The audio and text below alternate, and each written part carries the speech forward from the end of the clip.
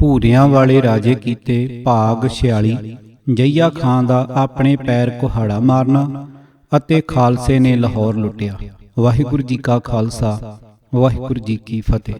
ਜਈਆ ਖਾਨ ਭਾਵੇਂ ਆਪਣੇ ਪਿਓ ਵਰਗਾ ਤਜਰਬੇਕਾਰ ਤੇ ਹੁਸ਼ਿਆਰ ਹਾਕਮ ਤਾਂ ਨਹੀਂ ਸੀ, ਪਰ ਉਸਨੇ ਸਿੰਘਾਂ ਨਾਲ ਵੈਸਾ ਹੀ ਆਡਾ ਲਾਈ ਰੱਖਿਆ। ਉਤੋਂ ਭਾਵੇਂ ਕੁਝ ਵੀ ਸੀ, ਪਰ ਢਿੱਡੋਂ ਸਿੰਘਾਂ ਦਾ ਸਤਿਆਨਾਸ਼ ਹੀ ਚਿਤਵਦਾ ਸੀ। ਲਾਹੌਰ ਦਰਬਾਰ ਵਿੱਚ ਮੁਲਾਣਿਆਂ ਮੁਫਤੀਆਂ ਦਾ ਜਨੂਨ ਅਤੇ ਤਵੱਸਬ ਪਹਿਲਾਂ ਵਾਂਗ ਹੀ ਕਾਇਮ ਸੀ। ਜਈਆ ਖਾਂ ਦਾ ਢਿੱਲਾ ਪ੍ਰਸ਼ਾਸਨ ਤੇ ਖਾਲਸੇ ਦੀ ਤਾਕਤ ਦਾ ਵਾਧਾ ਮੌਲਵੀਆਂ ਦੀ ਕੋਈ ਪੇਸ਼ ਨਹੀਂ ਸੀ ਜਾਣ ਦਿੰਦਾ। ਉਹਨਾਂ ਦੇ ਦਿਲ ਦੀਦਿਆਂ ਨੂੰ ਠੰਡ ਤਦੇ ਪੈਂਦੀ ਸੀ ਜੇ ਸਿੰਘ ਅਤੇ ਉਹਨਾਂ ਦੇ ਪਰਿਵਾਰਾਂ ਦੇ ਛੋਟੇ ਮੋਟੇ ਸਭ ਜੀ ਸੰਗਲ ਘੱਤ ਨਿਖਾਸ ਚੌਂਕ ਵਿੱਚ ਲਿਜਾ ਕੇ ਤਸੀਹੇ ਦੇ ਦੇ ਕੇ ਹਲਾਲ ਕੀਤੇ ਜਾਣ।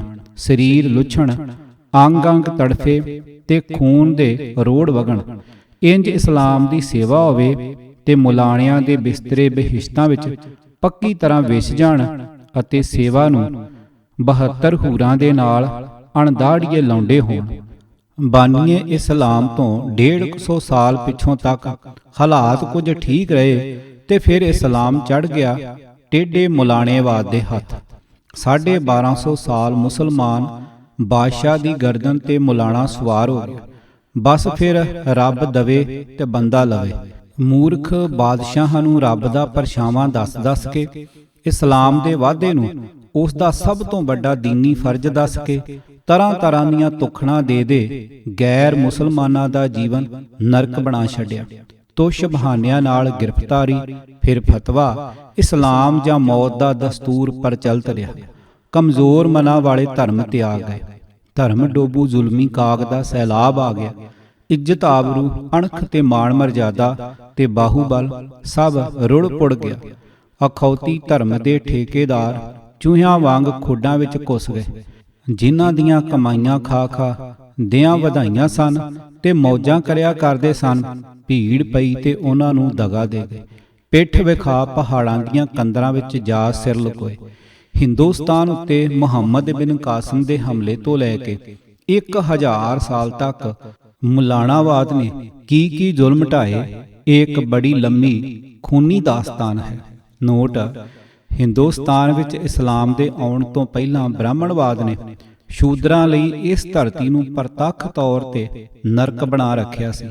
ਇਸ ਵਿੱਚ ਰੰਚਕ ਸੰਦੇਹ ਨਹੀਂ ਕਿ ਬ੍ਰਾਹਮਣਵਾਦ ਦੇ ਖੂਨੀ ਕਾਰੇ ਮੁਲਾਣਾਵਾਦ ਤੇ ਕਾਲੇ ਕਾਰਨਾਮਿਆਂ ਨਾਲੋਂ ਨਿਰਸੰਦੇਹ ਕਈ ਗੁਣਾ ਘਿਨਾਉਣੇ ਸਨ।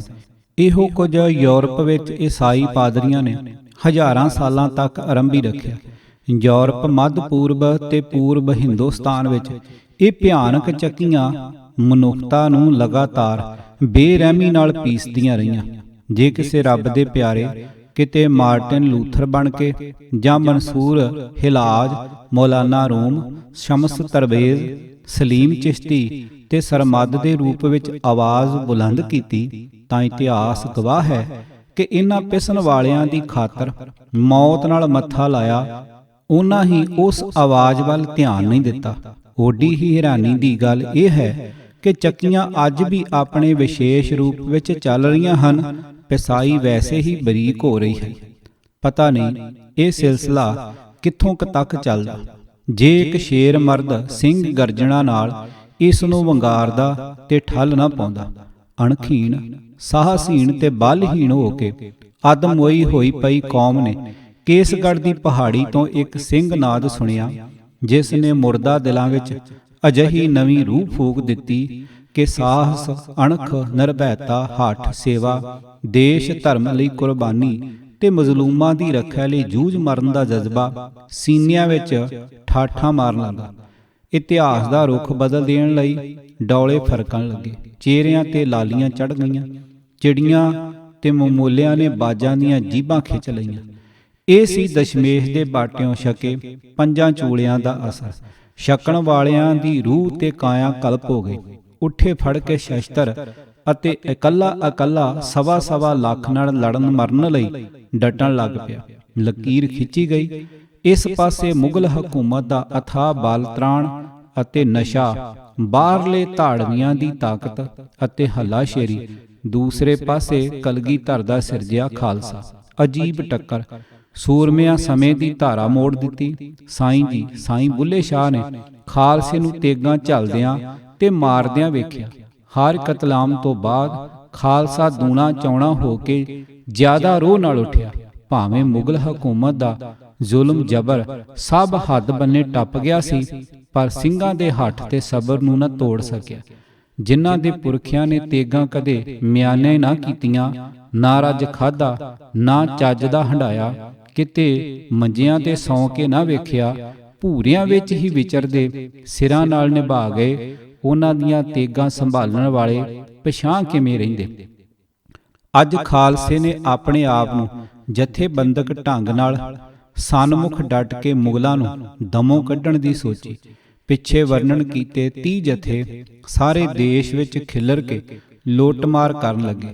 ਜਿਸ ਨੇ ਚੁੱਪਚਾਨ ਈਨ ਮੰਨ ਕੇ ਨਜ਼ਰ ਨਿਆਜ਼ ਭੇਟਾ ਕਰ ਦਿੱਤੀ, ਉਹ ਬਚਿਆ ਰਿਹਾ, ਪਰ ਜੋ ਅੜਿਆ ਝਾੜ ਦਿੱਤਾ ਗਿਆ। ਮਿੱਥ ਕੇ ਵੱਡੇ ਜਗੀਰਦਾਰਾਂ, ਚੌਧਰੀਆਂ, ਲੰਬੜਦਾਰਾਂ ਜੋ ਆਪਣੇ ਆਪ ਨੂੰ ਮੁਗਲ ਸਰਕਾਰ ਦੇ ਥੰਮ ਮਿੱਥਦੇ ਸਨ, ਪਾਸੋਂ ਮੂੰਹ ਮੰਗੇ ਟਕੇ ਵਸੂਲੇ। ਮੁਖਬਰਾਂ ਤੇ ਮੁਲਾਣਿਆਂ ਅਤੇ ਉਹਨਾਂ ਚੌਧਰੀਆਂ ਜੋ ਮੁਗਲ ਸਰਕਾਰ ਦੇ ਜ਼ਿਆਦਾ ਹੇਜਲੇ ਤੇ ਸਿੰਘਾਂ ਦੇ ਵੱਡੇ ਦੋਖੀ ਸਨ, ਨੂੰ ਚੰਗੀ ਤਰ੍ਹਾਂ ਸੋਧਿਆ। ਘਰ-ਬਾਰ ਲੁੱਟੇ ਤੇ ਫੂਕੇ। ਸਿੰਘਾਂ ਨੂੰ ਇਹਨਾਂ ਤੇ ਜ਼ਿਆਦਾ ਗੱਚ ਇਸੇ ਕਰਕੇ ਸੀ ਕਿਉਂ ਜੋ ਇਹਨਾਂ ਹੀ ਉਹਨਾਂ ਤੇ ਉਹਨਾਂ ਦੇ ਟੱਬਰਾਂ ਨੂੰ ਘਰਾਂ ਤੋਂ ਉਜਾੜ ਕੇ ਜੰਗਲਾਂ ਵਿੱਚ ਰਹਿਣ ਲਈ ਮਜਬੂਰ ਕੀਤਾ ਸੀ। ਪਿੰਡਾਂ ਦੇ ਛੋਟੇ-ਮੋਟੇ ਮੌਲਵੀ, ਕਸਬਿਆਂ ਤੇ ਸ਼ਹਿਰਾਂ ਦੇ ਕਾਜ਼ੀ ਤੇ ਮੁਲਾਣੇ ਲਾਹਵਾਲ ਘਰ-ਬਾਰ ਛੱਡ ਕੇ ਲਾਹੌਰ ਆਣ ਇਕੱਠੇ ਹੋਏ। ਖੜਕਦੇ ਸੁੰਬ, ਘੋੜਿਆਂ ਦੀ ਹਿਣਹਣਾਹਟ ਤੇ ਸਿੰਘਾਂ ਦੇ ਜੈਕਾਰਿਆਂ ਦੀ ਗੂੰਜ ਸੁਣ ਕੇ ਮੁਲਾਣਿਆਂ ਦਾ ਤੰਬਿਆਂ ਵਿੱਚ ਹੀ ਬੌਲ ਨਿਕਲ ਜਾਂਦਾ। ਪਈ ਤੇ ਕੌਣ ਕਿਸੇ ਦੀ ਧੀਰ ਬਣਾਵੇ। ਉਹ ਲੋਕ ਜੋ ਮਸੀਤਾਂ ਵਿੱਚ ਵਾਜ਼ ਕਰਦੇ ਫਰਮਾਉਂਦੇ ਸਨ ਕਿ ਇਸਲਾਮ ਦੁਸ਼ਮਣ ਕਾਫਰ ਦੇ ਖਿਲਾਫ ਜਹਾਦ ਹਰ मुसलमान पर फर्ज है, इससे सवाब हासिल होता है, फी सलीब अल्लाह जहाद में मरने से शहादत का मर्तबा मिलता है, शहीद के लिए जन्नत का दरवाज़ा खुला है, जन्नत के मेवे केसरों तस्नीम की नहरों से भरे हुए खुम प्याले पीने को, और खिदमत के लिए 72 हूरें और बहुत से गिलमान अनदाड़िए खूबसूरत शोकरे हमेशा पास हाजिर रहेंगे। इंज दूजियां नूं उभार के बलदी दे बुथे डा हूरां गिलमाना बहिश्ती मेवियां ते केसरो तस्मीन चों भर भर शराब दे प्याले पीण दा लालच दे के मासूमां नूं मरवाउण वालियां दे जे किते कन्नी भिणक पै जांदी कि जन्नत दा परवाना राहदारी दे के तोरन वाले सिंह इधर लागे शागे फिरदे हन तां जन्नत दा शब्द संग ही अटक जांदा। अध खड़ ते बुढ़े बुढ़े शेख मुरीद तां किधरे रहे। बाल बच्चे नूं भी पिछे छड्ड के शहरां नूं भज्जण विच हिरनां नूं मात पा जांदे।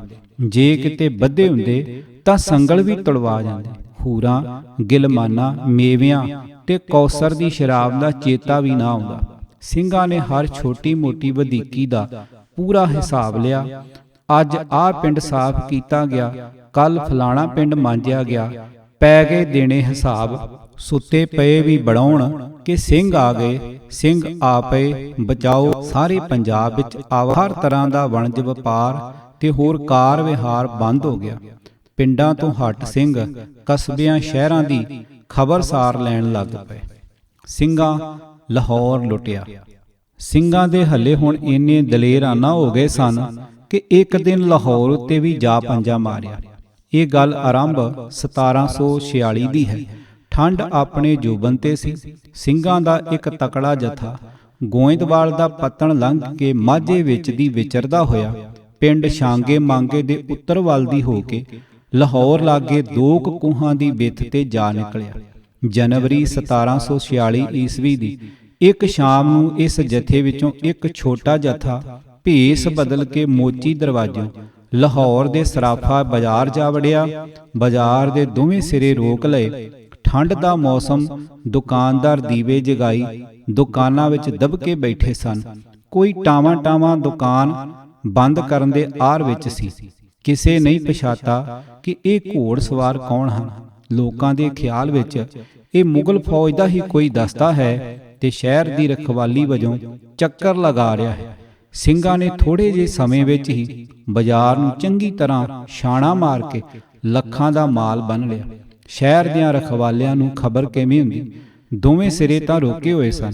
ਸਰਕਾਰ ਨੂੰ ਹੋਰ ਵੱਡਾ ਝਟਕਾ ਦੇਣ ਲਈ ਇੱਥੇ ਹੀ 2 ਮੁਲਾਣਿਆਂ ਮੁਫਤੀਆਂ ਕਾਜ਼ੀਆਂ ਦੇ ਘਰ ਸਨ ਤੇ ਜਿਨ੍ਹਾਂ ਤੇ ਭਾਈ ਤਾਰੂ ਸਿੰਘ, ਸਰਦਾਰ ਮਤਾਬ ਸਿੰਘ, ਸਰਦਾਰ ਦਿਆਲ ਸਿੰਘ, ਸਰਦਾਰ ਗਰਜਾ ਸਿੰਘ ਤੇ ਅਨੇਕਾਂ ਹੋਰ ਸਿੰਘਾਂ ਨੂੰ ਫਤਵੇ ਦੇ ਕੇ ਕਤਲ ਕਰਵਾਇਆ ਸੀ, ਉਹਨਾਂ ਨੂੰ ਉਹਨਾਂ ਦੇ ਘਰੀ ਹੀ ਤੇਗ ਦੇ ਘਾਟ ਉਤਾਰ ਦਿੱਤਾ। ਕਾਰਜ ਸਿੱਧ ਕਰਕੇ ਸ਼ਾਹੀ ਫੌਜ ਦੇ ਉੱਠਣ ਤੋਂ ਪਹਿਲਾਂ ਹੀ ਖਾਲਸਾ ਹਰਨ ਹੋ ਗਿਆ। ਫੌਜ ਮਗਰ ਪਈ ਤਾਂ ਸਹੀ, ਪਰ ਇੰਨੇ ਨੂੰ ਸਿੰਘ ਰਾਵੀ ਕੰਢੇ ਜੰਗਲ ਵਿੱਚ ਅਲੋਪ ਹੋ ਗਏ। ਜਈਆ ਖਾਨ ਨਵਾਂ ਸੂਬੇਦਾਰ ਬਣਿਆ ਸੀ ਤੇ ਪੈਂਦੀ ਸੱਟੇ ਉਸ ਦੀ ਬੜੀ ਵੱਡੀ ਨੱਕ ਵੱਢਣੀ ਹੋ ਗਈ ਸੀ। ਦੀਵਾਨ ਲਖਪਤ ਰਾਏ ਨੂੰ ਬੁਲਾ ਕੇ ਹੁਕਮ ਦਿੱਤਾ ਕਿ ਜਿੰਨੀ ਚਾਹੇ ਫੌਜ ਲੈ ਜਾਵੇ, ਪਰ ਸਿੰਘਾਂ ਨੂੰ ਇਲਾਕੇ ਵਿੱਚੋਂ ਕੱਢ ਕੇ ਹੀ ਮੁੜੇ।